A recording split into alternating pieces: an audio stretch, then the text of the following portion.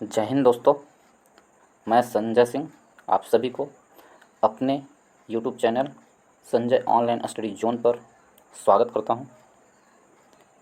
आज मैं बिहार दरोगा 2008 में पीटी में पूछे गए प्रीवियस ईयर प्रश्नों का पार्ट 3 लाया हूं। इससे पहले 2 पार्ट करवा चुका हूं, जिसमें 25-25 प्रश्न का पूरा फुल डिस्कशन के साथ करवाया हूं। पहले जाकर के वो देख लें यदि आप नहीं देखे हैं। उसके बाद अगला 25 ये 3rd पार्ट होगा जो मैं इसमें करवाने वाला हूं, और इसका भी पूरे डिटेल के साथ करवाऊंगा। तो चलिए स्टार्ट करते हैं। यदि आपको अच्छा लगे तो लाइक, सब्सक्राइब, शेयर करें। तो चलिए स्टार्ट करते हैं।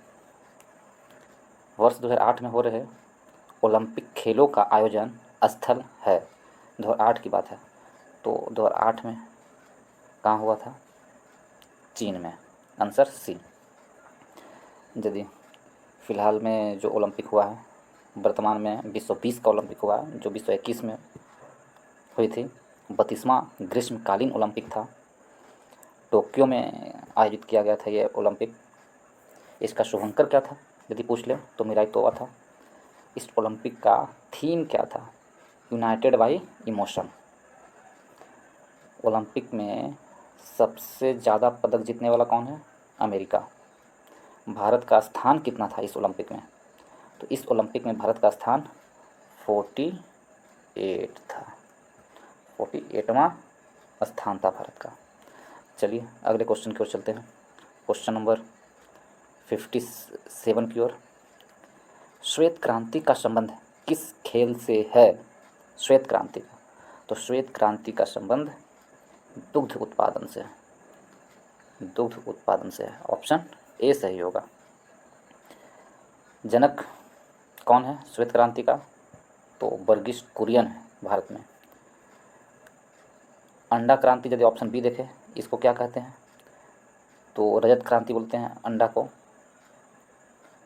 और रेशम को सेरिकल्चर के नाम से जाना जाता है, और मछली पालन को नीली क्रांति के नाम से जाना जाता है। भूरी क्रांति उर्वरक उत्पादन से, और श्वेत क्रांति को ऑपरेशन फ्लड के नाम से भी जाना जाता है। अगली क्वेश्चन की ओर चले। Next question, question number 58। Sutlej, Chenab और रावी निम्न में से किसकी सहायक नदियां हैं? तो सतलज, चिनाब और रावी। यदि ऑप्शन देखें हम, ब्रह्मपुत्र की, गंगा की, सिंधु की, कावेरी की, तो ऑप्शन सी होगा जो सही होगा। सिंधु की, सतलज, चिनाब, रावी, ये तीनों नदियां सिंधु की सहायक नदियां हैं। सिंधु की और सहायक नदियां देखें, झेलम, ब्यास, ये भी सिंधु की सहायक नदियां हैं। इसमें से यदि सिंधु नदी निकलती कहाँ से, उसका उद्गम स्थान कहाँ है? तो सिंधु नदी का उद्गम स्थान तिब्बत के मानसरोवर झील के पास से निकलती है। वहाँ से सिंधु नदी जहाँ गिरती है अरब सागर में, वहाँ तक की लंबाई सिंधु नदी कितनी है? तो सिंधु नदी की लंबाई 2880 किलोमीटर है। जबकि भारत में सिंधु नदी की लंबाई कितना है? इंडिया में सिंधु नदी की लंबाई तो 1114 किलोमीटर है। भारत में सिंधु नदी की लंबाई। गिरती कहाँ है सिंधु नदी? तो अरब सागर में गिरती है। ऑप्शन नंबर ए को देखें, ब्रह्मपुत्र नदी। तो ब्रह्मपुत्र नदी का उद्गम स्थान भी तिब्बत के मानसरोवर झील के चेमायुंगडुम हिमानी से है।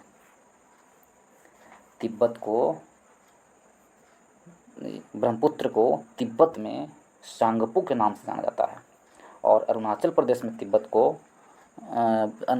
में ब्रह्मपुत्र को दिहांग के नाम से जाना जाता है। दिहांग के नाम से जाना जाता है ब्रह्मपुत्र को अरुणाचल प्रदेश में। और ब्रह्मपुत्र की लंबाई कितनी है? तो यदि हम ब्रह्मपुत्र की लंबाई देख लें, ब्रह्मपुत्र नदी की लंबाई, तो ब्रह्मपुत्र नदी की लंबाई तिब्बत से 2900 किलोमीटर पड़ती है, जहाँ वो गिरती है बंगाल की खाड़ी में, वहाँ पर। लेकिन भारत में ब्रह्मपुत्र नदी की लंबाई कितना है? तो भारत में ब्रह्मपुत्र नदी की लंबाई 916 किलोमीटर है। और इसकी सहायक नदी कौन है? तो ये ब्रह्मपुत्र नदी की सहायक नदी है दिबांग, लोहित, कामेंग, सुबनसिरी, मानस, तीस्ता। ये इसकी सहायक नदियां हैं ब्रह्मपुत्र की। और ब्रह्मपुत्र नदी बंगाल की खाड़ी में जाकर के गिरती है। जमुना कहा जाता है पश्चिम बंगाल में ब्रह्मपुत्र का नाम, पश्चिम में बांग्लादेश में ब्रह्मपुत्र का नाम जमुना कहा जाता है। ब्रह्मपुत्र जहाँ से निकलती है वहाँ संगप्पू कहा जाता है, यानी तिब्बत में उसको सांगपू, और अरुणाचल प्रदेश में दिहांग, और असम में ब्रह्मपुत्र, और फिर उसके बाद बांग्लादेश में जाकर जब मिलती है गंगा से मिलती है तो वो जमुना कहलाती है, जमुना कहा जाता है, और बंगाल की खाड़ी में गिर जाती है। गंगा नदी के बारे में यदि हम देखें ऑप्शन नंबर बी को, गंगा नदी के बारे में, तो गंगा नदी उद्गम स्थल कहाँ है? गंगोत्री के गौमुख हिमानी से निकलती है गंगा नदी। इसकी लंबाई कितनी है गंगा नदी की? काफ़ी इंपॉर्टेंट है, 2525 किलोमीटर गंगा नदी की लंबाई, जो भारत की सबसे लंबी नदी है गंगा नदी। और गंगा बनती है भागीरथी और अलकनंदा के मिलने के बाद गंगा बनती है। गिरती कहाँ है? तो बंगाल की खाड़ी में गिरती है। यदि ऑप्शन नंबर डी को देखें, कावेरी नदी, कावेरी की लंबाई कितनी है भारत में? भारत में ही रहती है, तो कावेरी का लंबाई 800 किलोमीटर है, मात्र 800 किलोमीटर कावेरी। और कावेरी कर्नाटक के कुर्ग जिले के ब्रह्मगिरी पहाड़ी से निकलती है। उद्गम स्थान कावेरी कहाँ? ब्रह्मगिरी पहाड़ी से, कर्नाटक के ब्रह्मगिरी पहाड़ी से, और बंगाल की खाड़ी में जाकर गिर जाती है। कावेरी को भारत की गंगा कहा जाता है, भारत की गंगा, दक्षिण भारत की गंगा कहा जाता है। कावेरी को क्या बोलते हैं? दक्षिणी गंगा नहीं, दक्षिण भारत की गंगा कावेरी को कहा जाता है, दक्षिण भारत की गंगा कावेरी। कावेरी पर शिव समुद्रम जलप्रपात है। और कावेरी की सहायक नदी को यदि हम देखें तो हेमावती, सिमसा, कामबिनी, भवानी, अमरावती, ये कावेरी की सहायक नदियां हैं। अगली क्वेश्चन की ओर चले, क्वेश्चन नंबर 59। WWE 59 में WWE के भागीदार द ग्रेट खली का असली नाम क्या है? ग्रेट खली, तो ए में है कुलदीप सिंह राणा, शेर सिंह राणा बी में, सी में दलीप सिंह राणा, और डी में शमशेर सिंह राणा। तो ऑप्शन नंबर सी सही होगा, दलीप सिंह राणा। दलीप सिंह राणा उनका असली नाम है। अगली क्वेश्चन की ओर चले, क्वेश्चन नंबर 60। पंडित रविशंकर का संबंध निम्नलिखित में से किस वाद्य यंत्र से रहा है? तो सितार वादक से, शहनाई वादक से, और एक आगे है नहीं है, ये सितार वादक और शहनाई वादक। तो हम इसका ऑप्शन देखें, इन दोनों में सितार वादक से पंडित रविशंकर, ऑप्शन ए सही होगा। सितार वादक की बात आई तो कुछ और सितार वादक के प्रसिद्ध कलाकारों के बारे में जानें, तो निखिल बनर्जी हैं सितार वादक, विलायत खां हैं, बंदे हसन हैं, शाहिद परवेज हैं, उमा शंकर मिश्र हैं, ये सब प्रसिद्ध सितार वादक हैं।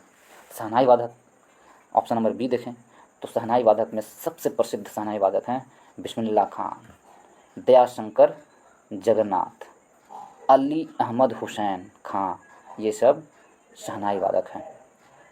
अगली ऑप्शन सी में देखें तबला वादक, तो तबला वादक में कौन है? जाकिर हुसैन, लतीफ़ खां, अल्लाह रखा खां, किशन महाराज, प्याजा खां, फ्याजा खां, और सुखविंदर सिंह आदि, ये सब क्या है? तबला वादक है। डी में क्या है? वायलिन, कुछ वायलिन वादक का देखें, TN कृष्णन वायलिन वादक हो गए, एल सुब्रमण्यम वायलिन हो गए, संगीता राजन वायलिन हो गए, वादक हो गए, और डॉक्टर N राजन ये भी वायलिन वादक हो गए। तो अगले क्वेश्चन की ओर चले, क्वेश्चन नंबर 61 की ओर चले। 61 में कह रहा है निम्नलिखित में से किसे लोकनायक कहा जाता है? लोकनायक जयप्रकाश नारायण को कहा जाता है। भारत छोड़ो आंदोलन के में हजारीबाग जेल से फरार हुए थे और गुप्त होकर रेडियो का संचालन किए थे। संपूर्ण क्रांति का 1975 में जो शुरू हुआ, संपूर्ण क्रांति में का शुरुआत की थी इन्होंने। जननायक किसे कहा जाता है? तो जननायक कहते हैं कर्पूरी ठाकुर को। और ये लोकनायक किसे कहते हैं? तो ये हो गया जयप्रकाश नारायण को, और जननायक कहते हैं कर्पूरी ठाकुर को। ऑप्शन नंबर ए को देखें, महात्मा गांधी को क्या कहते हैं? तो महात्मा गांधी को महात्मा कहते हैं, रविन्द्रनाथ टैगोर जी ने कहा था, और बापू कहा जाता है, सुभाष चंद्र बोस ने कहा था। लोकनायक किसे कहते हैं? तो लोकनायक बाल गंगाधर तिलक को कहा जाता है लोकनायक। लोकमान्य, लोकनायक नहीं, सॉरी, लोकनायक जयप्रकाश नारायण, और लोकमान, लोकमान कहे लोकमान बाल गंगाधर तिलक, लोकमान बाल गंगाधर तिलक, लोकमान्य बाल गंगाधर तिलक को कहा जाता है। और अगली क्वेश्चन की ओर, लोकमान्य बाल गंगाधर तिलक कहता है, और इन्हें जनप्रिय, लोकमान्य का अर्थ होता है जनप्रिय। चलिए अगले क्वेश्चन की ओर चलते हैं, क्वेश्चन नंबर 62। नेक्स्ट क्वेश्चन 62 में है, बुलंद दरवाज़ा निम्नलिखित में, बुलंद दरवाज़ा में किसने, बुलंद दरवाज़ा में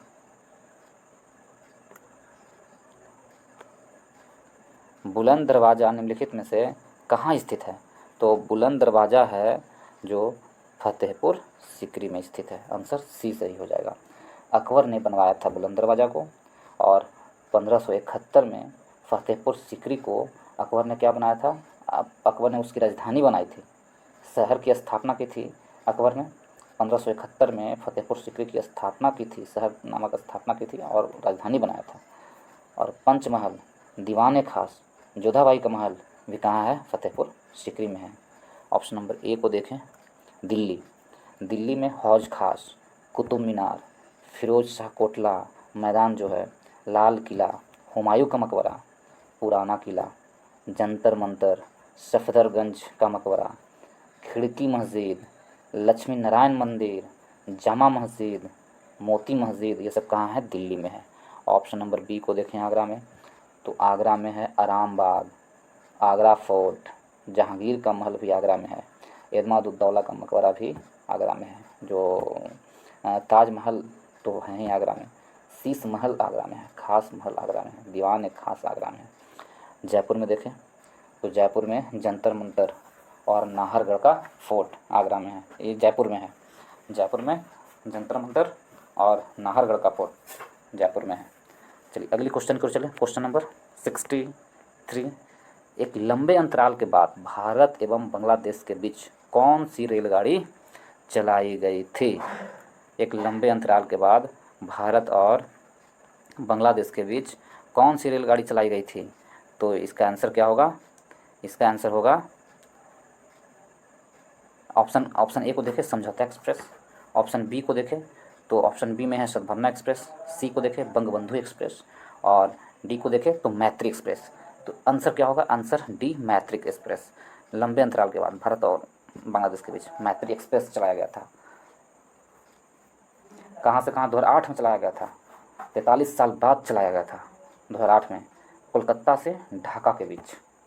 अभी एक बंधन एक्सप्रेस भी चलाया गया है फिलहाल में ही, जो कहाँ से कहाँ? कोलकाता से बांग्लादेश के खुलना तक चलाया जाता है बंधन एक्सप्रेस। समझौता एक्सप्रेस के बारे में देखें, समझौता एक्सप्रेस अटारी से लाहौर के बीच चलाया जाता है, भारत के अटारी से लाहौर के बीच समझौता एक्सप्रेस। और ऑप्शन नंबर बी सद्भावना एक्सप्रेस, जो नेपाल के और भारत का बॉर्डर है वहाँ तक, यानी रक्सौल तक सद्भावना एक्सप्रेस चलती है, नई दिल्ली आनंद विहार से रक्सौल तक चलती है ये। अगले नेक्स्ट क्वेश्चन की ओर चले, क्वेश्चन नंबर 64 की ओर। 64 की ओर यदि हम चलें तो 64 में क्या कह रहा है कि भारत के राष्ट्रपति हैं 64 में,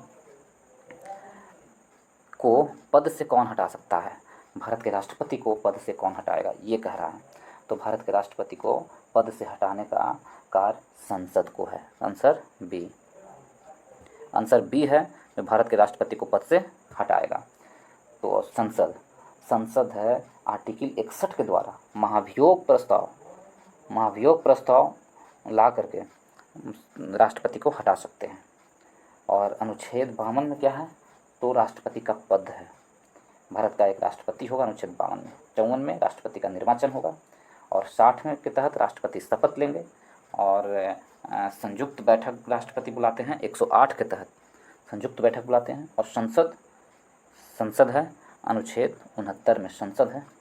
लोकसभा अनुच्छेद 81 में लोकसभा है, 81 में लोकसभा, 79 में संसद, और 80 में यदि कहे तो राज्यसभा, 80 में राज्यसभा, राज्यसभा 80 में।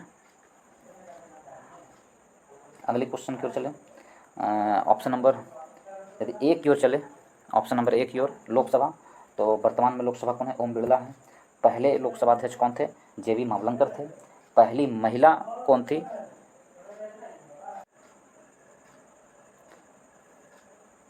पहली महिला राष्ट्रपति को देखते हैं, पहली महिला अध्यक्ष को देखें तो मीरा कुमार हुए।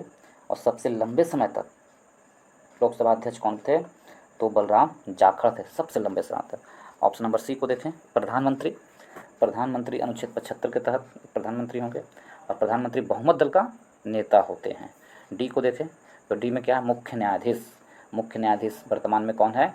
डी वाई चंद्रचूड़ है, धनंजय यशवंत चंद्रचूड़। सबसे लंबे समय तक रहने वाले कौन हैं? Y V Chandrachud. और इनका वेतन कितना मिलता है? 2,80,000। अगली क्वेश्चन की ओर चले, क्वेश्चन नंबर 65। 65 में क्या है? कह रहा है 65 में कि भारत का व्यापारिक संबंध सबसे पहले भारत का व्यापारिक संबंध सबसे पहले किस यूरोपियन देश से स्थापित हुए? तो सबसे पहले ए में है पुर्तगाल, बी में है इंग्लैंड, सी में है स्विट्जरलैंड और डी में है फ्रांस। तो आंसर क्या होगा? ए, पुर्तगाल से सबसे पहले भारत का व्यापारिक संबंध स्थापित हुए थे। तो 17 मई 1498 में वास्को डी गामा भारत के समुद्री मार्ग की खोज की थी। भारत की खोज नहीं की थी, भारत के समुद्री मार्ग की खोज की थी वास्को डी गामा। अक्सर हम लोग बोल देते हैं कि भारत की खोज वास्को डी गामा ने किया था। नहीं, भारत तो पहले से ही था, लेकिन भारत के को समुद्री मार्ग की खोज किया था इन्होंने, वास्को डी गामा ने। और वास्को डी गामा को मदद कौन थी किया था खोजने में? तो भारत के ही व्यक्ति थे, अब्दुल मनीद की सहायता से उन्होंने खोजा था 1498 में। और पुर्तगाली कंपनी की स्थापना भी 1498 में ही हुई थी। 1505 में फ्रांसिस्को द अल्मेडा प्रथम पुर्तगाल वायसराय बना भारत आने वाला। और व्यापारिक कोठी, पुर्तगालियों ने पहली व्यापारिक कोठी कोचीन में खोला था। यदि इंग्लैंड को देखें ऑप्शन नंबर बी को, तो ऑप्शन नंबर बी है ईस्ट इंडिया कंपनी की स्थापना 31 दिसंबर 1600 ईस्वी में हुआ था। एलिजाबेथ ने अधिकार पत्र दिया था ईस्ट इंडिया कंपनी को। मुग़ल दरबार में आने वाला पहला अंग्रेज कैप्टन हॉकिंस था, जो 1609 में आया था जहांगीर के कार्यकाल में। वो चला था अकबर के कार्यकाल में अकबर से मिलने के लिए, लेकिन उस समय 1607 में अकबर का मृत्यु हो गई थी, जिसके कारण वो जहांगीर से मिला था। भारत आने वाला पहला अंग्रेज जहाज़ कौन था? अंग्रेजी जहाज़ तो रेड ड्रैगन था, भारत आने वाला पहला अंग्रेजी जहाज़। 1608 में सूरत में व्यापारिक कोठी स्थापित करने का प्रयास किया गया था। पहली व्यापारिक कोठी स्थापित करने का प्रयास 1608 में हुआ था। जहांगीर ने 1613 में फरमान जारी की कि सूरत में व्यापारिक की स्थापना की जाए। वही 1608 को 1613 में स्थापित किया गया था। ऑप्शन नंबर डी को यदि देखें तो डी में क्या है? फ्रांस, फ्रांसीसी कंपनी की स्थापना 1664 में हुआ था। भारत में फ्रांसीसी कंपनी 1668 में फ्रैंको कैरो की सहायता से सूरत में स्थापित की गई थी। अगली क्वेश्चन की ओर चले, क्वेश्चन नंबर 66। वेइगटन कप का संबंध किस खेल से है? वेइगटन कप का संबंध ऑप्शन ए देखें फुटबॉल, ऑप्शन ए देखें तो फुटबॉल, ऑप्शन बी देखें तो क्रिकेट, ऑप्शन सी हॉकी और ऑप्शन डी टेनिस। यदि ऑप्शन ए को देखें तो आंसर इसमें क्या होगा? यदि हम आंसर को देखें तो आंसर हो जाएगा हमारा ऑप्शन सी, वेलिंगटन किससे है संबंधित? वेइगटन कप हॉकी से संबंधित है। हॉकी से संबंधित कुछ और कप के बारे में देखें जो प्रमुख हैं। रंगास्वामी कप हॉकी से, लेडी रतन टाटा ट्रॉफी ये भी हॉकी से संबंधित है, नेहरू ट्रॉफी ये भी हॉकी से संबंधित है, विट्टन कप ये भी हॉकी से संबंधित है, Dhyanchand trophy hockey, Aga Khan cup, Indira Gandhi golden cup ये सभी हॉकी से संबंधित है। एक बार फिर देखें हॉकी से, Rangaswamy cup, lady Ratan Tata cup, Nehru trophy, Beighton cup, Dhyanchand trophy, Aga Khan cup, Indira Gandhi gold cup ये सभी प्रमुख हैं जो हॉकी से संबंधित हैं। ऑप्शन नंबर ए को देखें, फुटबॉल। फुटबॉल की कुछ प्रमुख trophy, Ranji trophy, sorry sorry Ranji trophy नहीं, Durand cup, Rovers cup, P V. Roy trophy, Santosh trophy, Merdeka cup, Subroto cup, Subroto Mukherjee cup इत्यादि फुटबॉल से संबंधित हैं। क्रिकेट से ऑप्शन नंबर बी को देख ले, क्रिकेट से तो ऑप्शन नंबर बी में क्रिकेट से हो गया रणजी ट्रॉफी, ईरानी ट्रॉफी, दिलीप ट्रॉफी, सिक्के नायडू ट्रॉफी, देवधर ट्रॉफी और जी.डी. बिरला ट्रॉफी। ये कुछ ट्रॉफी हैं जो क्रिकेट से प्रमुख ट्रॉफी हैं। टेनिस से कुछ ट्रॉफी देख लें। टेनिस से तो टेनिस से क्या हो जाएगा, जैसे ऑस्ट्रेलियन ओपन, 4 तरह का ओपन होता है, ऑस्ट्रेलियन, यूएसए और फ्रेंच और विंबलडन। ऑस्ट्रेलियन, विंबलडन, ये फ्रेंच विंबलडन और फिर यूएसए।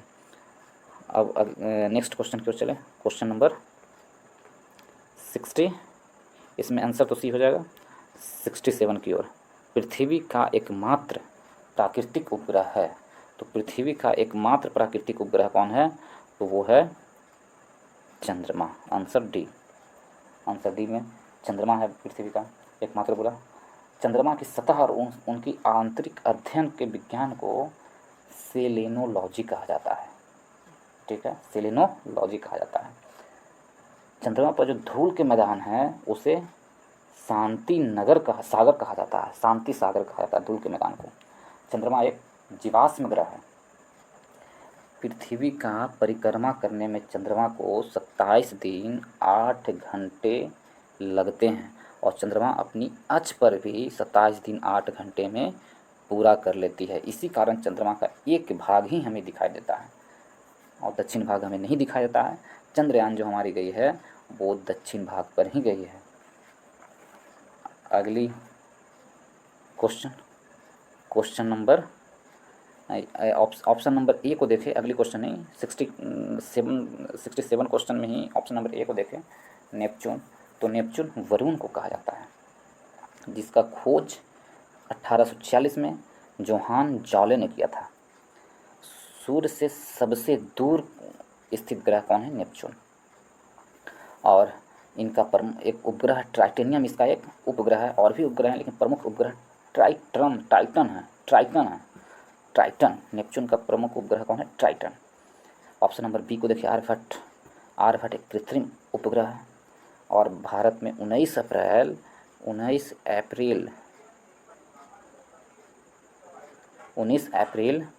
1975 को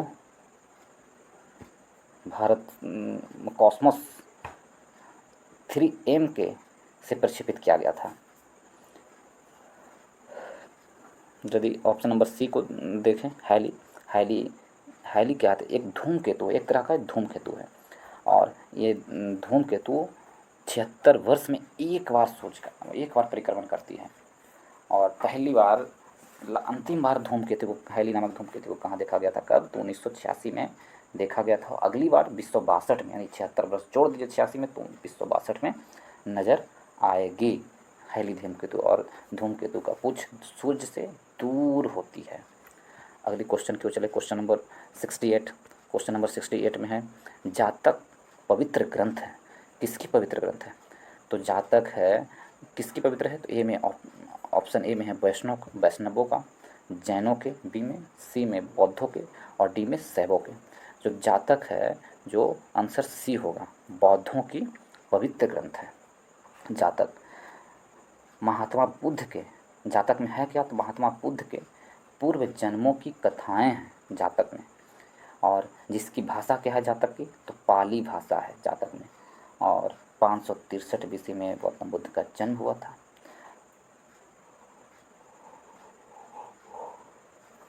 सुत पिटक, विनय पिटक और अरिधम पिटक, ये कुछ संग्रह है गौतम बुद्ध की जीवनी से। तो भगवान गौतम बुद्ध के सुत पिटक में उपदेशों का संग्रह है और विनय पिटक में संघ के नियमों का वर्णन दिया गया है और अभिधम पिटक में दार्शनिक विचारों का संग्रह किया गया है अभिधम पिटक में। और सुत पिटक और विनय पिटक प्रथम संगीति में रचना हुई थी। यदि ऑप्शन नंबर बी को देखो, जैनों को, तो जैन भगवान महावीर, जैन के भगवती सूत्र एक पुस्तक है। भगवती सूत्र एक धर्म ग्रंथ है। महावीर एवं अन्य 24 तीर्थंकर थे, जैन मुनियों का जीवन चरित्र दर्शाया गया है इसमें भगवती सूत्र में। महावीर का जन्म 540 बीसी कुंडग्राम वैशाली में हुआ था। मृत्यु 468 बीसी पावापुरी में हुई थी 72 वर्ष की उम्र में। और इनका बचपन का नाम वर्धमान था। महावीर के बचपन का नाम क्या था? वर्धमान था महावीर का बचपन का नाम। और गृह त्याग किए थे 30 वर्ष की आयु में। जैन साहित्य को आगम कहा जाता है। कल्प सूत्र क्या है? तो प्रारंभिक इतिहास का जानकारी मिलती है कल्प सूत्र से, जिसकी रचना भद्रबाहु ने की थी।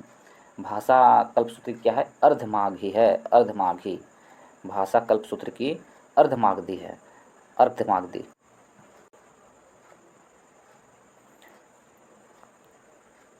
ऑप्शन नंबर ए को देखें, वैष्णव धर्म के।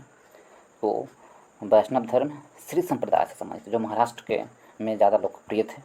इसमें 12 अलवार होते थे। वैष्णव संतों के कितना? 12 अलवार थे।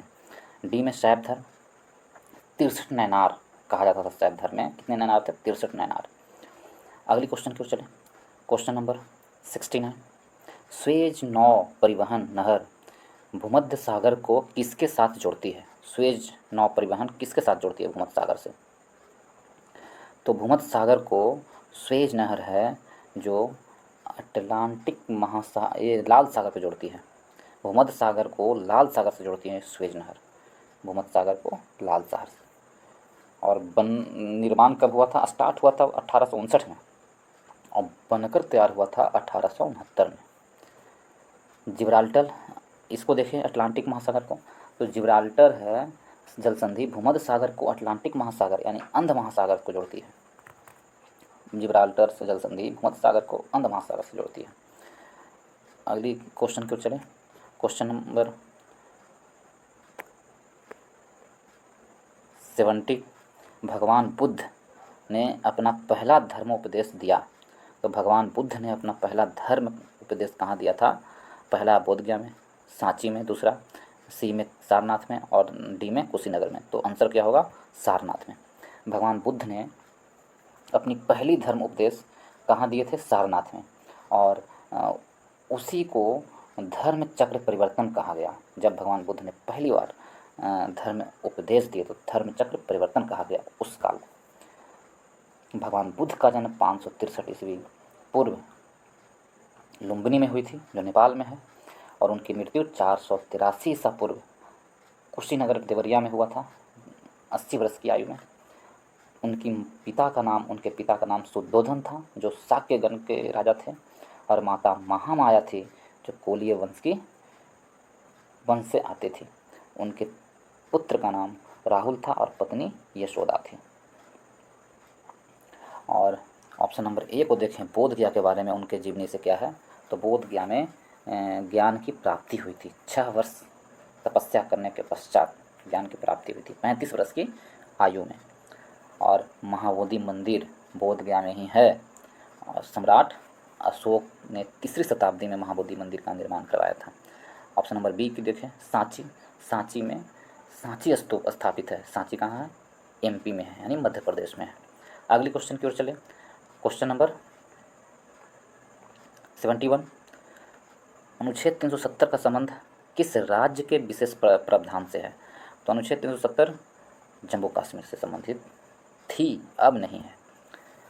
तो 5 व 6 अगस्त को 2019 को राष्ट्रपति के आदेश के द्वारा अनुच्छेद 270 को हटा दिया गया। जम्मू एंड कश्मीर पुनर्गठन अधिनियम 2019 के तहत 31 अक्टूबर 2019 को जम्मू और कश्मीर राज्य के स्थान पर संघ राज्य क्षेत्र बना दिया गया, एक लद्दाख और दूसरा जम्मू एंड कश्मीर। अगले क्वेश्चन की ओर चले। Question number 73। वह मुगल शासक 72 क्वेश्चन छूट गया है। तो 72 क्वेश्चन को मैं आपके लिए पढ़ देता हूँ। रज्मनामा जो फारसी में अनुवाद था कि किस नाम से था, किसका था फारसी में अनुवाद जो रज्मनामा था? तो रज्मनामा जो फारसी में अनुवाद किया गया था वो महाभारत का था। महाभारत को रज्मनामा के नाम से फारसी में अनुवाद किया गया था।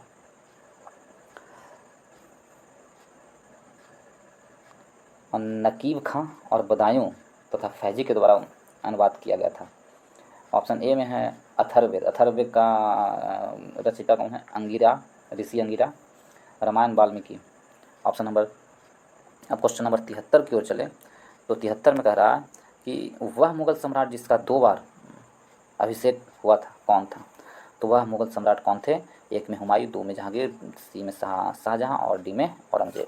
तो वह मुगल बादशाह औरंगजेब थे। जो 2 बार इनको राज्याभिषेक किया गया था। पहला राज्याभिषेक 13 जुलाई 1658 को आगरा में और दूसरा 15 जून 1659 को दिल्ली में। औरंगजेब को जिंदा पीर कहा जाता है।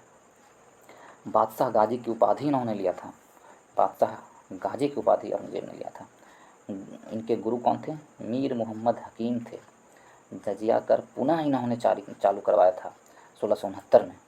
बीबी का मकबरा औरंगजेब ने ही बनवाए थे 1679 ईस्वी में। ऑप्शन नंबर ए की ओर देखिए, हुमायूं 1530 से 1556 तक कार्यकाल। और हुमायूं ने पिता के आदेश पर अपने भाइयों में राज्यों का बंटवारा कर दिए थे। इनका भाई कामरान को काबुल और कंधार मिला, मिर्ज़ा अस्करी को संभल मिला और मिर्ज़ा हिंदाल को अलवर और मेवाड़ मिला। और चचेरा भाई जो सुलेमान मिर्ज़ा थे उनको बदख्शा प्रदेश दिया गया। हुमायूं ने दीन पनाह नगर की स्थापना की थी। और हुमायूं चौसा का युद्ध 25 जून 1539 को चौसा का युद्ध हुमायूं और शेरशाह के बीच हुआ था, जिसमें हुमायूं पराजित हुई थी। बिलग्राम या कन्नौज का युद्ध 17 मई 1540 में हुई थी, जो हुमायूं और शेरशाह सूरी के बीच हुई थी, जिसमें भी हुमायूं की पराजित हुई थी। और हुमायूं की मृत्यु 1 जनवरी 1556 को हुआ था, दीन पनाह भवन के पुस्तकालय के सीढ़ियों को गिरने से। अगली क्वेश्चन की ओर चले, अगली ऑप्शन की ओर चले। ऑप्शन नंबर बी, जहांगीर के बारे में। जहांगीर का कार्यकाल 1605 से 1627 है। जन्म 1569 में हुआ था और बचपन का नाम सलीम था। जहांगीर के पूरा नाम क्या था? नूरुद्दीन मोहम्मद जहांगीर बादशाह गाजी। पिता अकबर, माता हरकाबाई जो जोधाबाई के नाम से जानी जाती थी। राज्याभिषेक 1605 में हुआ था। और जहांगीर का मकबरा कहाँ है? तो लाहौर में 1615 में। एक जहांगीर का, एक बाबर का मकबरा भारत से बाहर है। 5वें गुरु अर्जुन देव की हत्या करवाए थे जहांगीर ने। आगरे के किले में न्याय की जंजीर बिठवाए थे जहांगीर ने। और जहांगीर के समय में हॉकिंस आया था, जिसे इंग्लिश खां की उपाधि दी थी जहांगीर ने। न्याय की जंजीर कैसे थी? सोने की जंजीर थी वो। और चित्रकला का स्वर्ण युग कहा जाता है जहांगीर के कार्यकाल को। ऑप्शन नंबर सी के बारे में देखें तो शाहजहां का बचपन का नाम फरीद खां था। पिता हसन खां सासाराम का जमींदार थे। शाहजहां नहीं, शेरशाह के बारे में मैं बता रहा हूँ। शेरशाह